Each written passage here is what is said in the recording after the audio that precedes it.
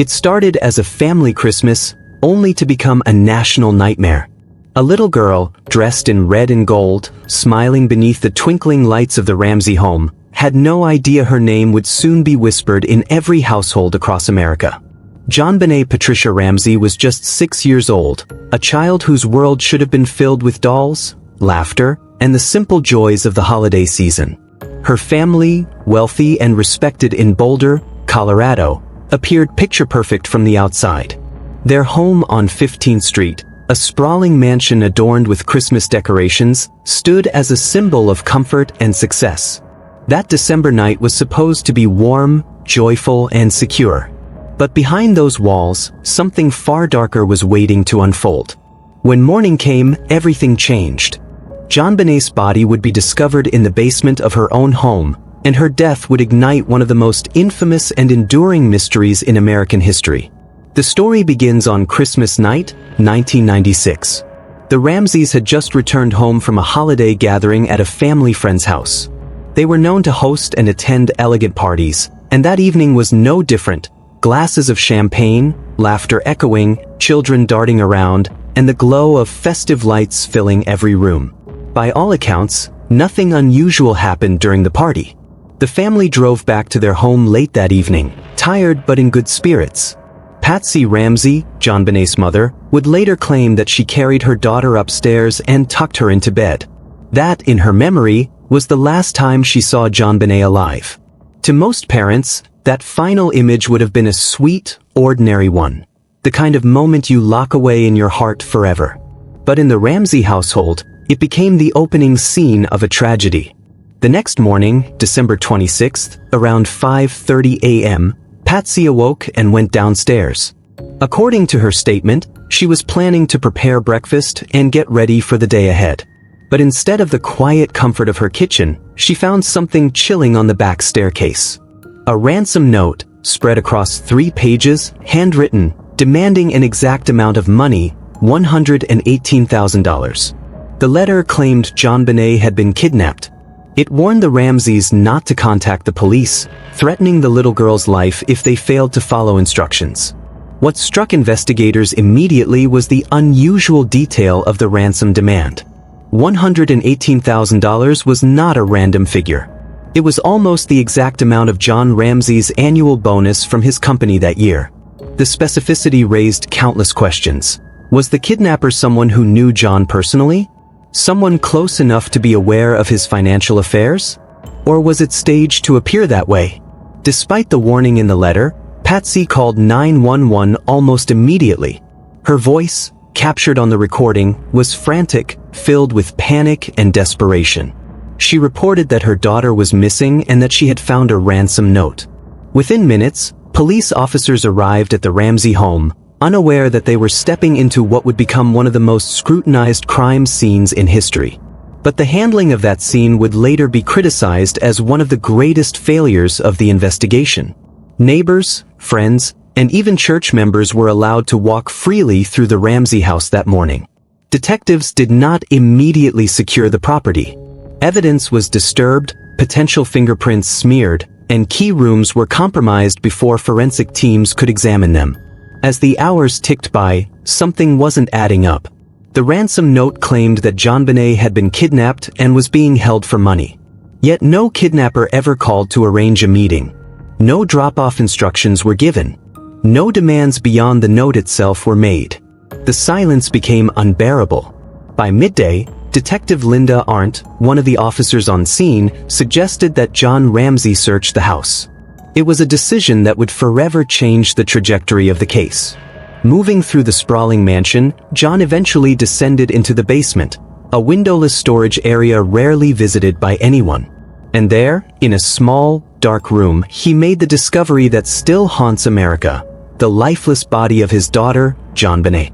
She was found wrapped in a white blanket. A crude garrote had been tied around her neck. Her wrists were bound, and duct tape covered her mouth.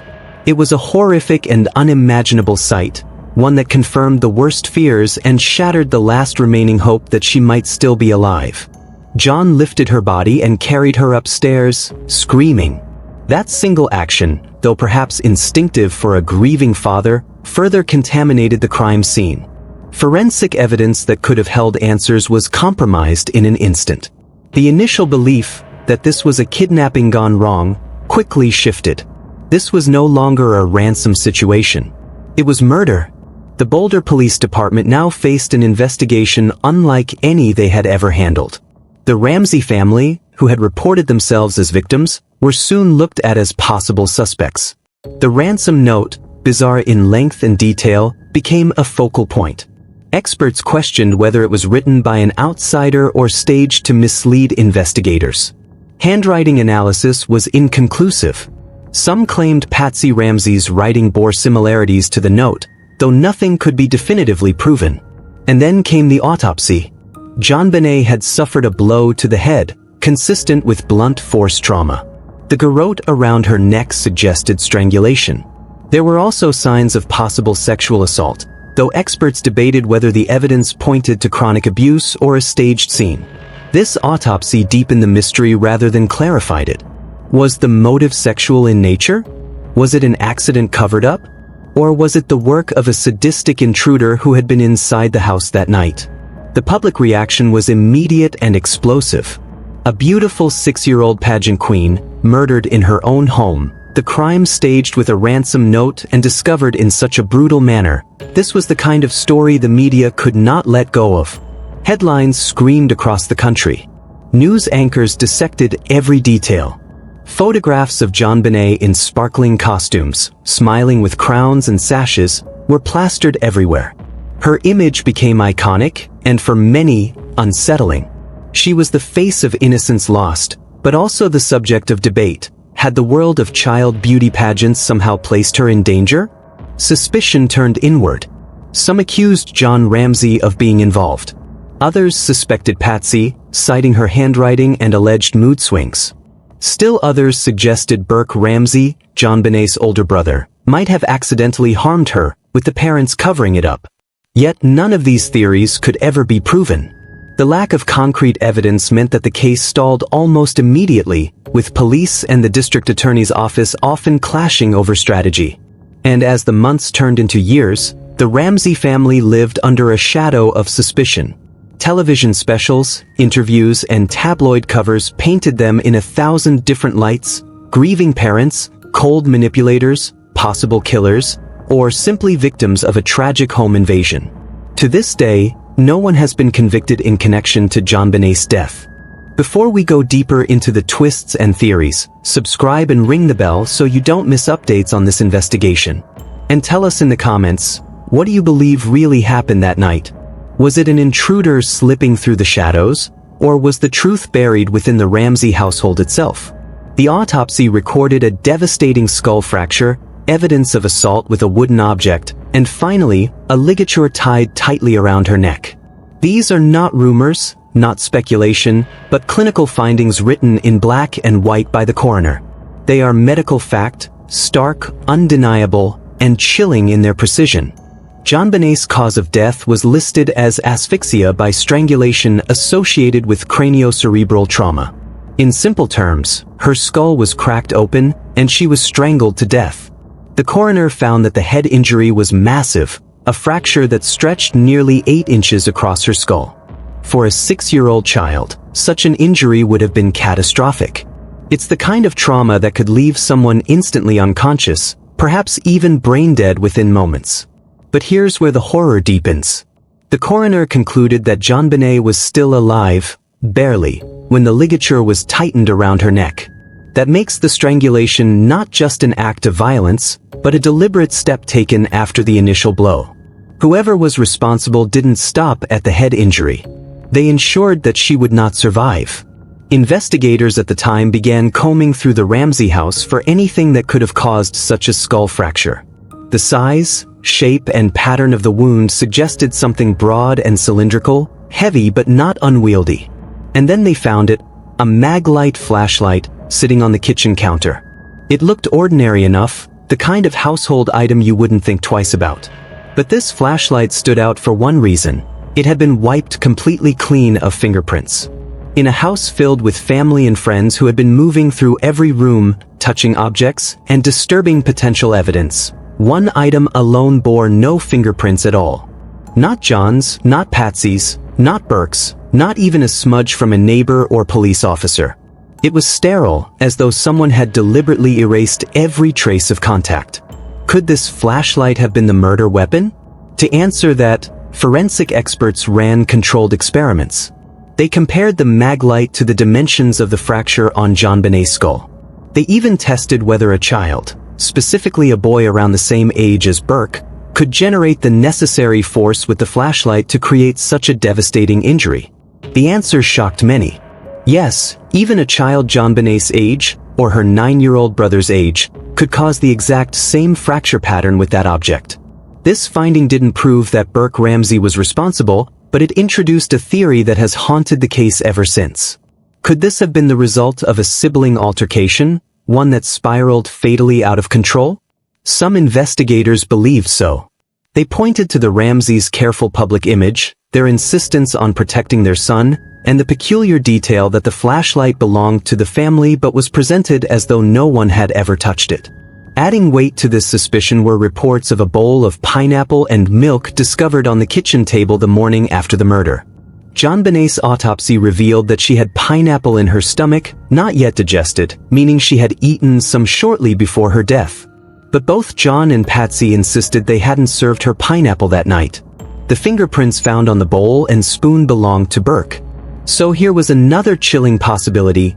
JonBenet may have crept downstairs after being put to bed, snagged some pineapple, and crossed paths with her brother. Some investigators theorized that an argument may have broken out over food, toys, or simple sibling rivalry. In a burst of anger, Burke could have swung the flashlight, not intending to kill his sister but causing a lethal injury. Then, realizing the gravity of the situation, the parents might have staged the crime scene, writing the ransom note, arranging the garrote, and attempting to mislead investigators into thinking an intruder had been responsible. The garrote itself was particularly disturbing. It had been fashioned from a piece of nylon cord and part of one of Patsy's paintbrushes. The broken end of the brush was found in the basement. Whoever tied that ligature had access to Patsy's art supplies, which were kept in the Ramsey home. That discovery once again narrowed the circle of suspicion. Was this really the work of a stranger, or someone who lived inside the house? Of course, this is only one of the many theories, but it remains one of the most widely debated. The flashlight, the pineapple, the paintbrush handle, they form a triad of evidence that suggests something deeply personal and staged. But here's where the mystery refuses to resolve neatly. There were other signs, too, that suggested an intruder.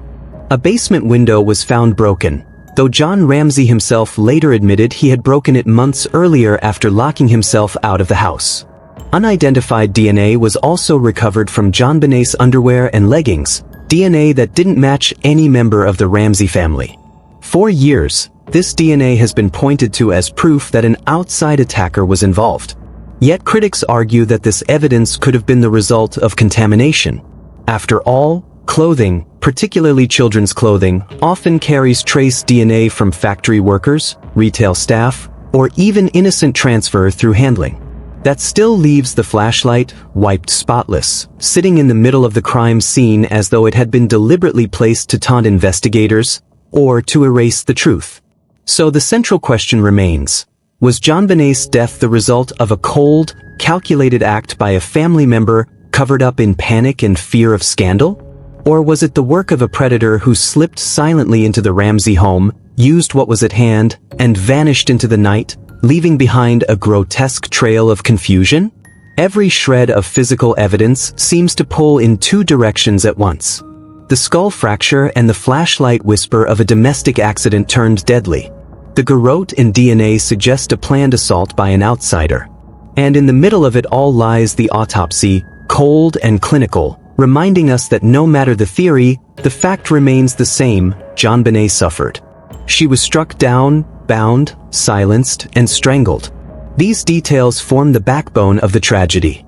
They are not tabloid speculation or conspiracy, but the findings of medical science. And yet, instead of solving the case, they open the door to endless speculation, two competing narratives locked in battle for nearly 3 decades. JonBenét's autopsy revealed something seemingly small, but hugely significant, fragments of fresh pineapple in her digestive system. To most, that detail might sound trivial, but to investigators, it became one of the most important clues in reconstructing her final moments. The pineapple was only partially digested, meaning JonBenet had eaten it within about 1 to 2 hours of her death. That fact directly contradicted the family's official account that she was put to bed after returning from the Christmas party and never woke up again. If she had pineapple in her stomach, then she had been awake at some point during the night, moving around the house before her fatal encounter. The significance deepened when investigators examined the Ramsey kitchen. There, sitting on the table, was a bowl of pineapple with milk. It was not hidden or out of place. It looked as if someone had been eating from it not long before police arrived. When dusted for prints, the bowl and spoon revealed the fingerprints of Burke Ramsey, JonBenét's 9-year-old brother, as well as those of Patsy Ramsey, her mother. Now, consider what this meant for the official timeline. Patsy and John claimed JonBenet had fallen asleep in the car after the Christmas party and was carried upstairs to bed without waking. Patsy insisted she never fed her daughter pineapple that night. Burke also denied being awake during those early hours. Yet the autopsy, the fingerprints, and the bowl on the table told a different story. JonBenet had indeed eaten pineapple. Burke's fingerprints were on the bowl, suggesting he was the one eating it. Patsy's prints on the spoon raised the question of whether she had served it, or simply handled it earlier. The contradiction became one of the central mysteries. Did JonBenet get up in the middle of the night and sneak a piece of pineapple from her brother's bowl? Did Patsy serve it to her before bed, forgetting in the chaos of the next morning? Or was this moment the spark that lit the fuse? Some investigators suggested a scenario: JonBenet reached into Burke's bowl, sparking a childish argument. In a burst of anger, Burke could have lashed out, perhaps with the very Maglite flashlight later found wiped clean on the counter. If this theory holds any weight, then the pineapple becomes more than a dietary detail. It becomes a potential trigger for the sequence of events that led to her death. But the pineapple wasn't the only piece of evidence casting suspicion on Burke. Among his belongings was a red Swiss Army knife, engraved with his name. Investigators noted this knife because of two disturbing details. First, fibers found on the knife matched carpet fibers from the basement cellar where JonBenet's body was discovered. This meant the knife had been in that same room at some point, possibly the very night of the murder. Second, Burke's fascination with knives and knot tying was well documented. He had been described by friends and family as someone who liked tinkering with sharp objects, learning how to whittle wood, and experimenting with tying ropes and knots. Now, recall how JonBenet was found. A crude ligature had been fashioned around her neck using nylon cord and part of Patsy's paintbrush. The garrote was tied with a handle, suggesting skill with knots. Was this simply a coincidence? Or was it a chilling sign that the handiwork resembled the very interests Burke was known for? Critics argue that the presence of carpet fibers on the knife proves nothing conclusive. After all, the Ramsey children played throughout the house. A knife could easily have been carried into the basement at any point prior to Christmas night. Others argue that children's hobbies, knots, ropes, tinkering, should not be stretched into proof of homicide. Still, when laid beside the pineapple evidence, the wiped Maglite, and the strange ransom note, it adds another troubling layer to the suspicion surrounding the Ramsey household. For investigators trying to piece together a timeline, these details created two competing pictures of that night. The official family narrative painted JonBenet as asleep from the moment they returned home, placed gently in her bed, and only discovered missing the following morning when Patsy found the ransom note. But the forensic picture told another story. JonBenet awake, eating pineapple shortly before her death, in proximity to her brother and possibly her mother. A weapon-like flashlight wiped clean of prints. A personal knife carrying fibers from the room where she was hidden. A ligature tied in a way consistent with someone who knew knots. Burke, of course, denied any involvement. In interviews years later, his demeanor struck many viewers as unusual, smiling, giggling nervously, and often seeming detached when speaking about his sister's death. Some took this as evidence of guilt or suppressed memory.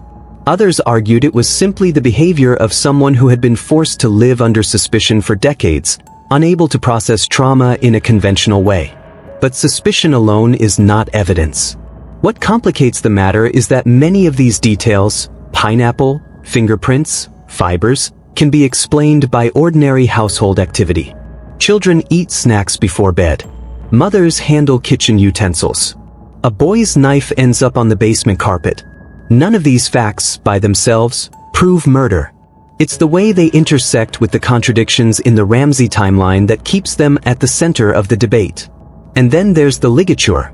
The knots tied in the cord and the use of the paintbrush handle suggest deliberation, not improvisation. This was not a clumsy, panicked effort. It looked staged, which raises the most uncomfortable possibility of all. If the head blow was accidental, then the ligature and the ransom note may have been part of an elaborate cover-up to turn an accidental death into the appearance of a sadistic kidnapping. The pineapple becomes the silent witness in this scenario. Its presence in JonBenét's stomach is the medical fact that refuses to align with the official story. It places her in the kitchen when her parents swore she was asleep. It ties her final living moments not to an intruder sneaking in through a broken window, but to her own family members seated in their kitchen. And then the knife. Red, personalized, bearing fibers from the place her body was found. In isolation, it's a boy's toy. In the context of a 6-year-old found strangled, bound with knots, and hidden in a basement room, it becomes something far darker. Together, these clues form a picture that is as haunting as it is unresolved. A late-night snack, a sibling's obsession with sharp tools and knots, a violent outburst, and the desperate actions of a family intent on protecting their name, their son, and their carefully cultivated image. Whether true or not, this theory continues to shadow every retelling of the JonBenet Ramsey case. The pineapple, the fingerprints, the knife, they are not tabloid inventions. They are evidence logged by investigators. And though they raise more questions than answers, they are the kind of details that refuse to fade because they strike at the very heart of the mystery. Who was really awake in that house? And what happened in those quiet, fateful hours between Christmas night and dawn? In interviews conducted years after the murder, Burke Ramsey's demeanor stood out as deeply unsettling to many observers. While one would expect a brother to be haunted, broken, or visibly shaken by the brutal killing of his 6-year-old sister inside their own home, Burke projected something else entirely: detachment. He smiled often, even laughed at times, in a way that seemed jarringly out of place when discussing the most traumatic event of his childhood. Psychologists and investigators who later studied his interviews noted this lack of trauma response. He admitted, without hesitation, that he continued to feel safe in the very same house where JonBenet had been killed. For most children, the scene of such horror would become unbearable, a place forever associated with danger and grief. But for Burke, the Ramsey home remained a safe space. That comment alone led some to wonder, was he truly untouched by the trauma, or was there something more beneath the surface? One of the most haunting details emerged during an exercise often used by child psychologists, a family drawing test. Children are typically asked to draw their family as they see it. It's a way of revealing subconscious thoughts, attachments, and emotional bonds. When Burke completed his drawing, everyone was there: his mother, his father, himself. But JonBenet was absent. His murdered sister simply did not appear in the picture. To some, this omission looked like a subconscious erasure. A child might leave out a sibling if they were struggling with guilt, anger, or unresolved feelings. Was it Burke's way of distancing himself from her memory? Was it denial? Or was it, as some believe, a subtle sign that he knew more than he was willing to say? The questions deepened when interviewers asked him directly if he missed his sister. His response was not the tearful longing you might expect, nor even the guarded silence of a traumatized child. It was flat, emotionless, almost rehearsed: "I'm fine." No elaboration. No sadness. Just 2 words that seemed to close the subject entirely. That answer has since been dissected by body language experts and criminal psychologists alike. Some argue it was simply a defense mechanism. After all, Burke was a child under immense scrutiny, forced to answer questions about the most painful night of his life. Perhaps he had trained himself to cut off emotional responses to survive the constant suspicion and media attention. Others, however, see it differently. They believe that such a cold, flat response revealed not defense, but indifference, or even concealed knowledge. The most chilling moment came later, when Burke leaned in and whispered to an interviewer, "I have a secret." He refused to explain further. He gave no clue as to what that secret might be. Was it something innocent, a child's attempt to withhold information for the sake of attention? Or was it something darker, an unspoken truth about what really happened the night JonBenet was killed? That whisper has lingered in the minds of investigators, journalists, and the public ever since. In the Ramsey case, where nearly every piece of evidence can be interpreted two different ways, Burke's behavior became yet another puzzle. His detachment could be read as the normal coping of a boy growing up under extraordinary pressure. Or it could be read as the mask of someone who had been involved, whether directly or indirectly, in his sister's death.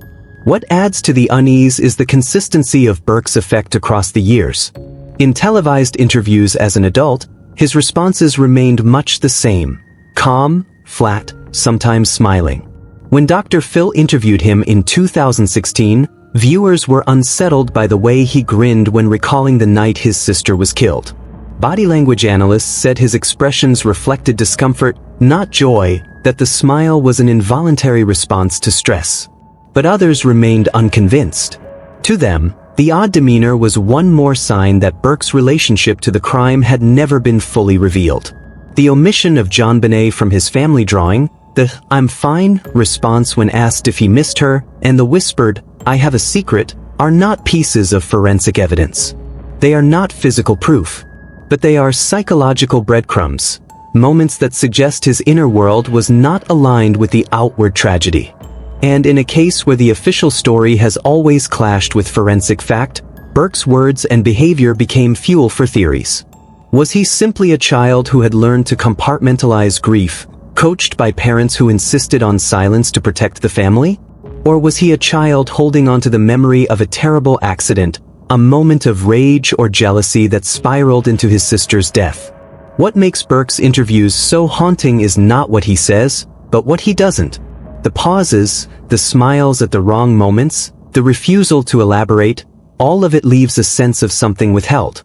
His whispered confession of having a secret remains one of the eeriest moments in the entire case. Because in a mystery defined by contradictions, half-truths, and missing pieces, the idea that Burke carried knowledge he never shared is both believable and terrifying. These interviews did not solve the case. They did not provide prosecutors with the kind of evidence needed to move forward. But they added to the mythology of JonBenet's murder, embedding the idea that her brother was not just an innocent sibling, but perhaps the silent keeper of the darkest truth in Boulder. Years later, when Burke Ramsey finally sat down for a televised interview as an adult, the world watched with rapt attention. For 2 decades, he had been the boy in the shadows, shielded from cameras and insulated by lawyers. And now, here he was, speaking about the night his 6-year-old sister was murdered in their home. Many expected sorrow, maybe tears, or at least the kind of haunted grief you'd associate with such a devastating loss. Instead, what they saw was something entirely different and unsettling. Burke smiled. He smiled while recalling his sister's death, while describing the police arriving at his house, even while discussing the discovery of her body. Viewers were shocked. For many, it was not the face of grief but of discomfort, or something darker. Some speculated it was a nervous tic, an involuntary reaction to stress. But to others, it looked like the grin of someone hiding behind a mask, trying too hard to appear calm, yet betraying a secret underneath. Body language experts pored over the footage, dissecting his every word, every glance, every twitch of his lips. What they found was a pattern of evasive language and emotional responses that didn't quite fit. Burke often shifted away from direct answers, avoiding specifics, offering vague or rehearsed-sounding replies. He spoke in a way that created distance between himself and the events, as though he were describing something abstract, not the brutal death of his own sister in the very house where he lived. When asked if he remembered the morning JonBenet was discovered missing, his words seemed mechanical, stripped of emotion. His tone was flat, detached, punctuated by awkward smiles. For psychologists, this dissonance was a red flag. Trauma responses are complex, but typically they involve signs of distress, tears, visible anxiety, hesitation, or even anger. Burke's calm, even cheerful effect stood in sharp contrast. To some, it was evidence of denial. To others, it looked like the behavior of someone who knew more than he admitted. At the same time, the other major theory in the case, the intruder theory, was starting to collapse under scrutiny. From the very beginning, John and Patsy Ramsey maintained that an outsider had broken into their home, abducted their daughter from her bed, and left her body in the basement. The ransom note, the broken basement window, and a mysterious boot print were all cited as evidence. But investigators and forensic teams began dismantling this story piece by piece. Take the basement window, for example. John Ramsey himself had pointed to it as a likely entry point. He admitted breaking the glass months earlier after locking himself out of the house, but claimed it could have allowed an intruder to slip inside on Christmas night. But when investigators examined the window well, they noticed cobwebs stretched across the frame, undisturbed. If someone had crawled through, the webs would have been torn. They weren't. The dust on the sill and surrounding surfaces also told a story. There were no signs of disturbance, no smudges, no drag marks. The glass shards from the previously broken window still sat neatly in place. Nothing suggested someone had recently passed through that opening.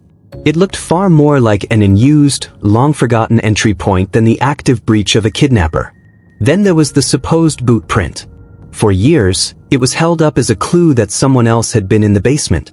But later analysis suggested it could have belonged to law enforcement or crime scene investigators themselves. In the chaos of that morning, neighbors, friends, and officers trampling through the house, the possibility of contamination skyrocketed. Evidence wasn't carefully preserved, and the boot mark, once so ominous, began to look less like the trace of a predator and more like the footprint of a cop trying to do his job. All of this chipped away at the credibility of the intruder theory. If no one broke in through the basement window, if the ransom note was written inside the house, and if the boot print could be explained away, then the story of a stranger slipping into the Ramsey home became increasingly implausible. Instead, the weight of suspicion turned inward, once again focusing on the family itself. And this is where Burke's interview behavior and the forensic inconsistencies collided in the public imagination. On one hand, you had a brother whose emotional responses were strange, whose words seemed evasive, whose smile disturbed viewers. On the other, you had a crime scene that gave no support to the idea of an outside intruder. The cobwebs, the dust, the glass, the footprints, all of it suggested no stranger had entered that basement. It created a picture that was hard to ignore. Perhaps no intruder ever came into the Ramsey home. Perhaps everything, ransom note, staged break-in, claims of kidnapping, was part of a narrative carefully constructed within those walls. But if that was the case, who inside the house was responsible? Was Burke, with his odd detachment and secret, the one holding the truth? Were his parents the architects of the cover-up? The televised interview reignited those questions, fueling speculation that has never died down. Burke's behavior remains one of the most debated aspects of this case. Some say it's unfair to judge him, that trauma manifests in strange ways, and that he had been raised under extraordinary circumstances. Others argue that when paired with the unraveling of the intruder theory, his interview only adds to the mountain of suspicion. And so the Ramsey case sits at an intersection between psychology and forensics, between what the evidence says and how the people closest to the crime behaved. The cobwebs and dust tell one story. Burke's smile and evasive words tell another. Together, they paint a chilling possibility. The danger that took JonBenét's life may not have come from the outside at all. The ransom note remains one of the most baffling and hotly debated pieces of evidence in the JonBenet Ramsey case. At first glance, it appears to tell the story of a kidnapping. But when examined closely, the details unravel into something far stranger, almost absurd. The note was written on a pad of paper belonging to Patsy Ramsey, and the pen used came from inside the home. This wasn't a hurried message scrawled under duress. It was carefully composed, taking time and effort, stretching across 2.5 pages, one of the longest ransom notes in recorded criminal history. What immediately drew suspicion was the bizarre demand: $118,000. Not a round number like $100,000 or $200,000, but the precise amount of John Ramsey's annual bonus from his company that year. For investigators, this detail suggested an inside knowledge of the Ramsey family's finances. A random kidnapper breaking in off the street would have no reason to know John's compensation down to the dollar. And that alone made the possibility of an intruder far less likely. The language of the note also raised eyebrows. Phrases seemed lifted directly from Hollywood movies, specifically action thrillers like Dirty Harry and Speed. The theatrical tone, demanding obedience, threatening beheadings, and foreign factions, sounded more like a screenplay than a real abductor's threat. Investigators noted the inconsistency. Why would a supposed kidnapper spend precious time inside a victim's home writing a long, dramatic message when they could have simply snatched the child and left a short, simple demand? Even the structure of the note itself is suspicious. It begins with, "Mr. Ramsey, listen carefully," a line designed to instill urgency and fear. Yet, the rest of the message meanders, full of unnecessary detail, unusual grammar, and attempts at psychological intimidation. Some experts believe the sheer length of the note reveals the writer was trying too hard to sound convincing, layering threat upon threat, while unconsciously leaving behind clues of staging. Handwriting experts were called in, and their findings deepened the mystery. While the handwriting could not conclusively be matched to Patsy Ramsey, many analysts pointed out strong similarities between her known samples and the ransom note. Certain letters, strokes, and word formations bore her stylistic imprint. Critics argued the evidence was not enough for legal certainty, but the visual similarities remained hard to ignore. The note seemed less like the work of a stranger, and more like someone within the home attempting to misdirect. This theory dovetails with what investigators began piecing together, that JonBenét's death may not have been a cold, calculated kidnapping at all, but rather the tragic outcome of a domestic incident gone wrong.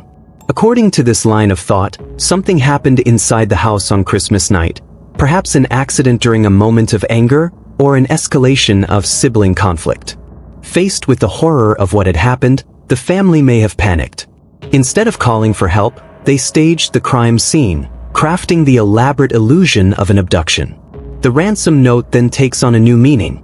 No longer a genuine message from kidnappers, it becomes a carefully constructed tool of misdirection, a way to buy time, redirect suspicion, and distance the tragedy from the household itself. Writing it inside the home would explain the matching paper and pen.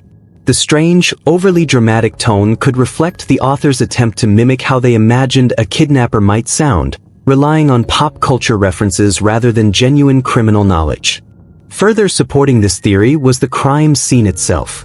JonBenét's body was found in the basement, still inside the house. If the motive was ransom, why would the kidnappers leave her behind? Why write such a detailed note if the plan was never to take her away? Every inconsistency pointed back toward staging rather than a real abduction attempt. The idea of deliberate cleaning also emerged. Certain areas of the home appeared wiped down, and critical items, such as the maglite flashlight and parts of the basement, lacked usable fingerprints. This absence of evidence raised suspicion not of a professional intruder covering their tracks, but of a panicked effort by family members to erase connections. The fact that the ransom note referenced a foreign faction, a vague, almost cartoonish villain, further underscored the idea that the story was fabricated. Over the years, this theory has remained one of the most controversial. Supporters of the Ramseys argue that no parent would go to such elaborate lengths rather than seek emergency help for their child. They maintain that the note's strangeness points to an outsider with psychological quirks, not family staging. Yet, for many investigators, the simplest explanation remains the most likely. JonBenet was killed inside her home, and the ransom note was nothing more than a smokescreen. If this is true, then the key question becomes, who within the Ramsey household had the motive, opportunity, and presence of mind to write it? Patsy, as the mother and the one who reported finding the note, has long been at the center of this suspicion. But others point to the possibility of joint family involvement, a collective effort to protect one another from the consequences of a devastating accident. Either way, the ransom note is less a piece of evidence than a confession in disguise. Not a confession of guilt in the direct sense, but a confession of fear, panic, and desperation. It tells us that whoever wrote it was not a cold intruder from the outside, but someone with intimate knowledge of the Ramseys, and perhaps even someone sitting at the kitchen table that Christmas night, facing the unthinkable. The more the note is analyzed, the more it becomes clear that this so-called kidnapping never happened. Instead, it may represent one of the most elaborate cover-ups in American true crime history, a cover-up written out, word by word, in black ink on a notepad taken from the Ramsey home itself. Within hours of JonBenét's body being discovered, the Ramsey family had already surrounded themselves with lawyers, PR representatives, and carefully crafted narratives. While most grieving parents would collapse under the weight of raw loss, the Ramseys took a different path, one that seemed almost premeditated. Instead of fully cooperating with investigators, they created distance, placing legal walls and media barriers between themselves and law enforcement. It wasn't just a defense strategy, it looked like control, an attempt to script the public's perception before the police could uncover the raw truth. Every word spoken, every appearance made, was shaped and filtered, leaving investigators to feel they weren't talking to devastated parents but to a machine of rehearsed responses. Burke Ramsey, the 9-year-old brother at the heart of speculation, wasn't questioned for months. For a case this severe, the delay was staggering. And when Burke was finally interviewed, the tone of his responses raised even more suspicion. Many of his answers sounded rehearsed, as if he had practiced a version of events given to him. Detectives described his words as oddly polished for a child, lacking in the scattered, emotional honesty you might expect from someone his age. Instead, there was a calm, detached tone, and in some places, the language sounded far too mature for a 9-year-old. Autopsy findings deepened the mystery. Beyond the horrific ligature strangulation and the fractured skull, medical examiners identified indicators of possible prior trauma. These weren't injuries that could be explained away as part of the violent night of JonBenét's death. They suggested patterns, the possibility of something ongoing. Bruises in various stages of healing, unusual tissue findings, and genital irritation hinted at a reality far darker than an intruder breaking in for a one-night attack. It painted the picture of a child who may have been suffering in silence long before her murder. And then came whispers, reports of Burke's disturbing behaviors that had been noticed by those close to the family. Stories emerged of him smearing feces on his sister's belongings, of troubling obsessions that went far beyond sibling rivalry. Burke was fascinated with knives, knots, and even aggressive outbursts. These weren't small red flags. They were warnings, evidence of a deeply unsettled child growing up under immense pressure in a household obsessed with appearances. When paired with the medical findings from JonBenét's autopsy, investigators began asking whether the tragedy was not a sudden, outside attack but rather the end result of something festering within the Ramsey home.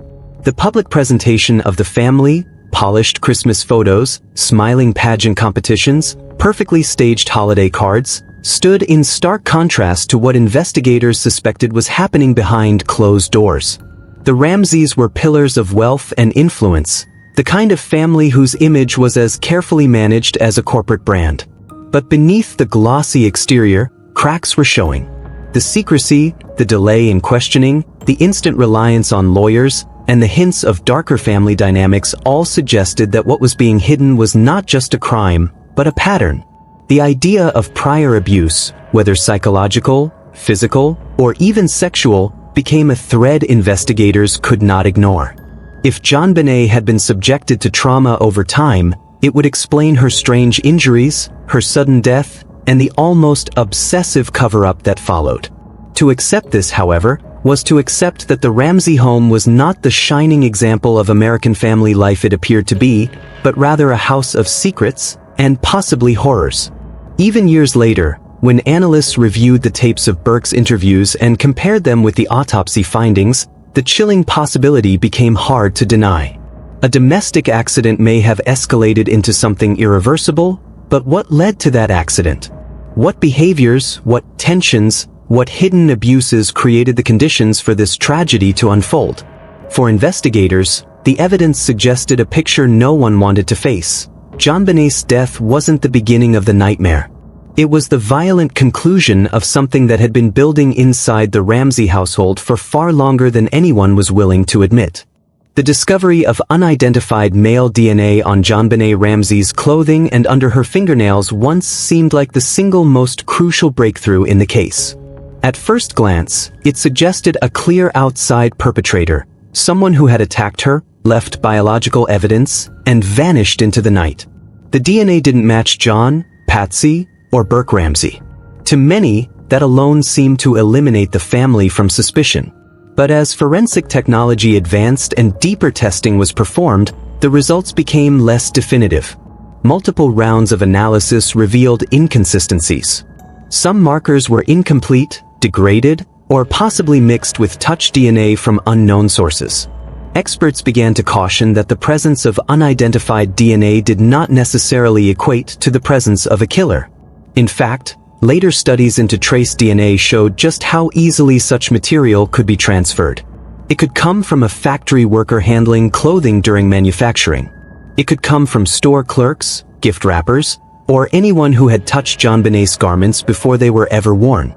The idea that every unknown DNA sample must belong to a murderer began to lose weight.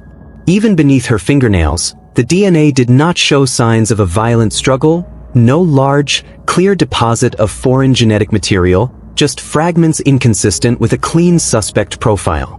To those investigating, it raised the chilling possibility that the strongest piece of supposed evidence might have been nothing more than background noise, contamination hiding in plain sight. At the same time, the investigation itself had already been compromised in ways that remain almost unbelievable for such a high-profile case. Standard crime scene protocols were broken almost immediately. When Boulder police first arrived, they failed to secure the Ramsey home as a closed crime scene. Family friends were allowed to wander in and out, moving objects, tidying spaces, and even preparing food in the kitchen while officers were still in the house. John Ramsey was permitted to search rooms, ultimately discovering JonBenét's body himself in the basement, something that should never have been allowed under police procedure. That decision alone irreversibly altered the integrity of the crime scene. JonBenét's body was then moved, carried upstairs, and laid out on the living room floor. In doing so, fibers transferred, touch DNA spread, and the original positioning of her remains, potentially rich in forensic evidence, was lost forever. Any chance of a controlled, clinical collection of trace materials from her body was gone. Evidence that could have clarified the sequence of events became muddled, cross-contaminated by dozens of hands, feet, and movements within the house. To make matters worse, items of potential evidentiary value were handled without gloves. Investigators and even family friends touched doors, clothing, light switches, and stair railings. Coffee was spilled, papers shuffled, and countless surfaces were touched before being photographed.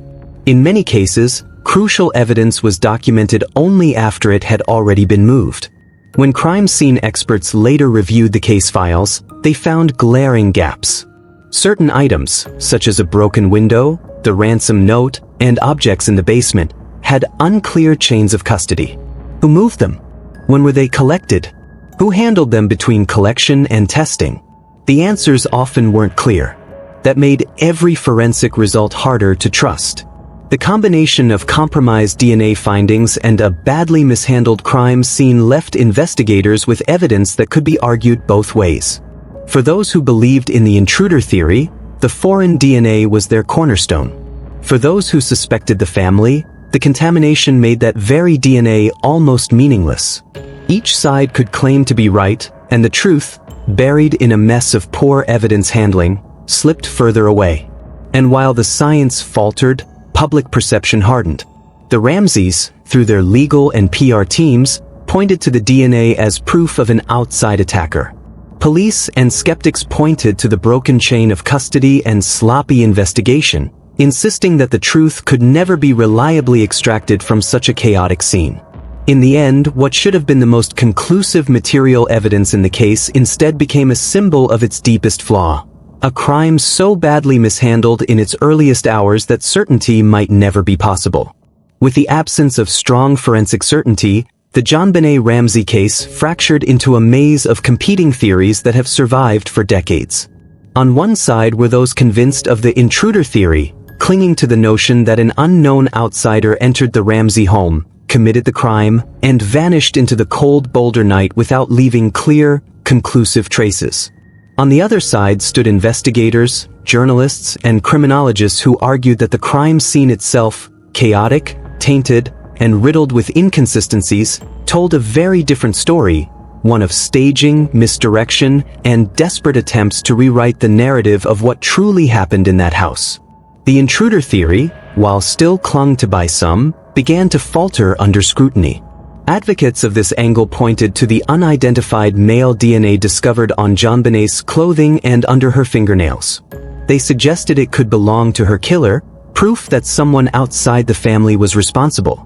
Yet, subsequent analysis showed that the DNA was partial, inconsistent, and likely contaminated. Critics argued that it may have been transferred through the factory production line where the garments were made, or by handlers, cleaners, and even investigators themselves. Forensic experts warned that elevating such weak evidence to the level of smoking gun was reckless, and it diverted attention away from far stronger circumstantial signs pointing inward, not outward. Former investigator James Kohler, among others, became increasingly outspoken in his belief that the case was never about a sophisticated break-in. Kohler argued instead that the chain of evidence pointed to a domestic accident, one that spiraled out of control and was quickly concealed through staging.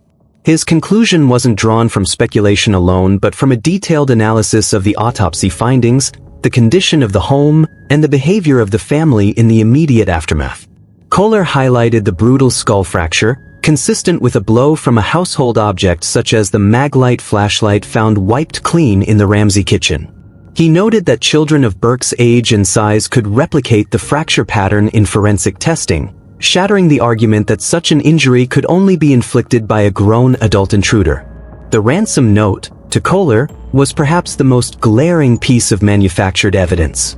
Written on the Ramsey family's own stationery, stretching an unusually long 2.5 pages, and demanding the exact amount of John Ramsey's company bonus, $118,000, the note screamed of intimate knowledge rather than random intrusion. Its bizarre theatrical style, borrowing phrases from popular movies, did little to convince seasoned investigators of its authenticity. To Kohler and many others, the note was less a demand from kidnappers and more a desperate attempt at narrative construction, a script to sell the idea of an abduction gone wrong. Kohler further emphasized the compromised nature of the crime scene itself. Foot traffic by friends, neighbors, and even clergy moved freely through the Ramsey home before it was locked down. Objects were shifted, the basement disturbed, and JonBenét's body was handled and moved by her father before it could be documented by forensic teams. These breaches of protocol destroyed any possibility of a clean chain of evidence, leaving behind a puzzle missing crucial pieces. The contamination became the perfect shield for a cover-up. With so much chaos, certainty would always remain just out of reach. What Kohler's argument boiled down to was motive and opportunity within the household. JonBenet had pineapple in her stomach, fingerprints of Patsy and Burke were found on the bowl, yet the parents insisted she had gone to bed without eating. That contradiction hinted at a timeline inconsistent with their testimony. If JonBenet awoke and an altercation occurred, an impulsive act, perhaps by Burke, perhaps by someone else, could have resulted in the fatal head injury. From there, panic set in.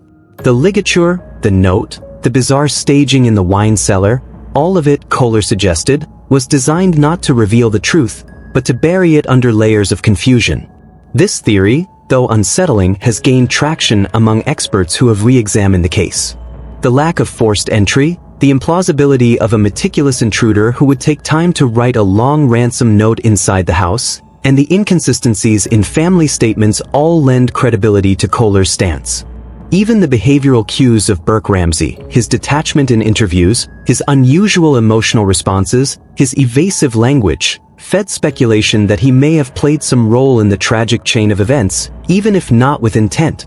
Yet, defenders of the Ramsey family point to the very same inconsistencies and argue that they are the natural byproducts of trauma and grief.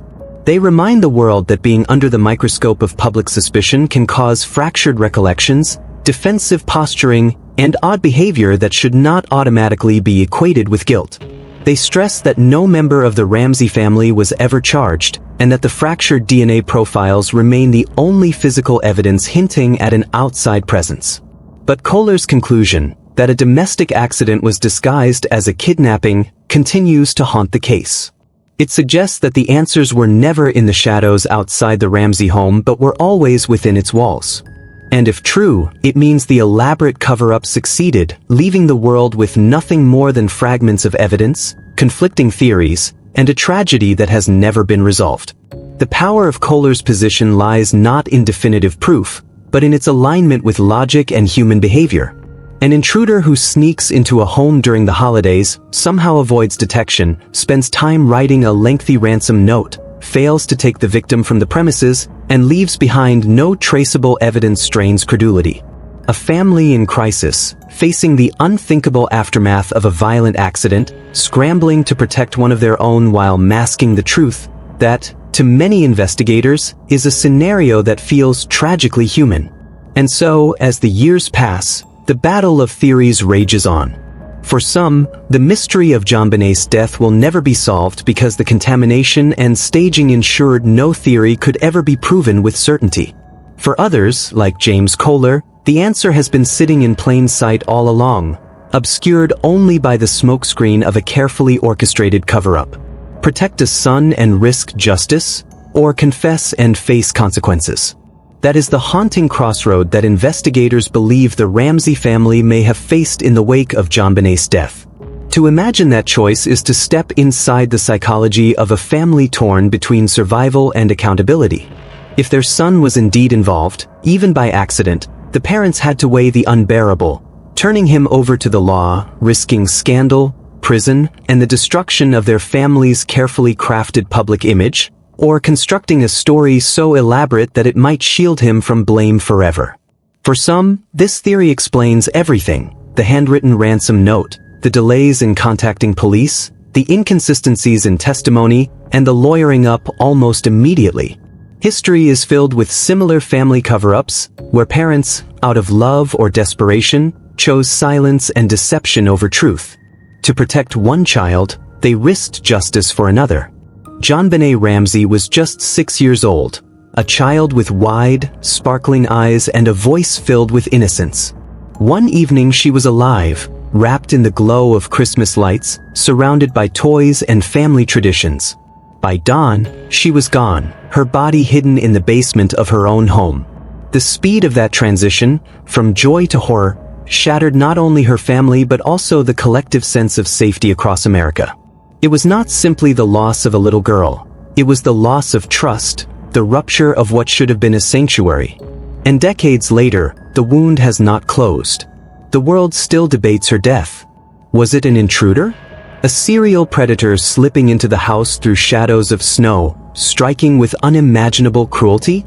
Or was it someone inside her very home, someone who should have been her protector? Every documentary, every news special, every late-night theory on forums reopens the case, replaying the evidence, the inconsistencies, the whispers of neighbors. JonBenét's name became both a tragedy and an industry: books, films, podcasts, endless speculation. But beneath the noise remains a chilling truth. A little girl's life ended violently, and the answers are still hidden in plain sight. Should sealed records finally be unsealed? Should modern technology revisit the DNA samples collected nearly 3 decades ago, samples once hailed as the golden key, but later criticized as possibly contaminated? In today's world, where forensic science can extract genetic profiles from the smallest trace, one has to wonder, could a new round of testing finally bring clarity? Could technology cut through years of confusion and finger-pointing to reveal whether that male DNA belonged to a stranger, an investigator, or someone much closer to home? The question lingers like a shadow over every anniversary, every re-examination of the case. The public deserves answers, not myths, not half-truths carefully sculpted by public relations teams, and not theories pushed for ratings. For too long, The story has been caught between competing narratives, each demanding belief but none offering certainty. The ransom note, the pineapple, the flashlight, the DNA, all puzzle pieces laid out on a national table, but never assembled into a picture that satisfies justice. And while the debate rages, the most important truth risks being forgotten. JonBenet was a child. She deserved protection, not a legacy of suspicion. The search for truth is rarely neat, rarely quick. It requires patience, honesty, and the courage to look into the darkest corners, even if those corners lead back to the family itself. Investigators, journalists, and citizens alike must resist the temptation of easy answers and instead commit to methodical pursuit of evidence, however uncomfortable it may be. Because as long as questions remain, as long as theories outweigh facts, the case is not closed, not truly. JonBenét's voice, silenced on that December night, still calls out for resolution. Her story has lived longer in mystery than she did in life. That imbalance is its own injustice. The least the world can offer her now is persistence, the refusal to let her case fade into folklore, the insistence that the truth, however painful, must eventually come to light. Until then, every unanswered question is both a wound and a responsibility. And the work of finding answers must go on.